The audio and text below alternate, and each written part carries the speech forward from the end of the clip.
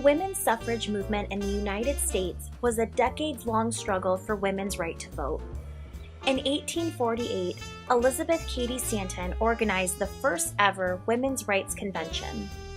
The convention, which was held in Seneca Falls, New York, marked the beginning of an organized national movement for women's suffrage in the United States.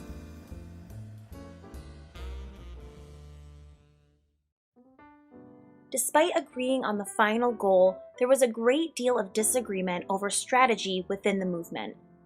Unfortunately, many early suffragists argued for the exclusion of women of color, in large part due to the ill-conceived belief that an inclusive movement would hurt its chances of success.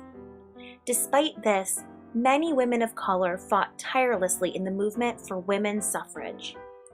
Among them was Mary Church Terrell, a national activist for civil rights and women's suffrage, prominent abolitionist and women's rights advocate Sojourner Truth, the persevering civil rights advocate, journalist, and suffragist Ida B. Wells, and the indomitable Harriet Tubman, who fought for women's suffrage in her later years. These women, who would not see their own voting rights secured until the Voting Rights Act of 1965, were absolutely integral to the success of women's suffrage, and their contributions must not be forgotten.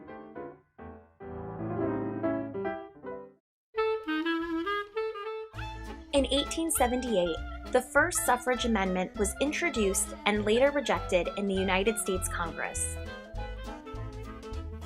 In 1890, the National American Woman Suffrage Association was formed, marking a notable shift in strategy for the passage of a national constitutional amendment. In 1913, suffragists Alice Paul and Lucy Burns founded the Congressional Union for Women's Suffrage. Their first major public display for suffrage was a march in D.C. the day before Woodrow Wilson's inauguration.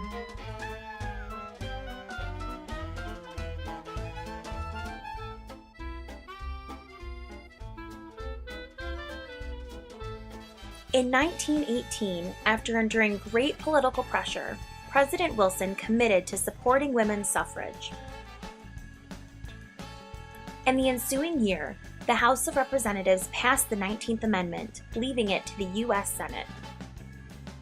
2 weeks later, the amendment passed in the Senate, beginning the ratification process throughout the nation.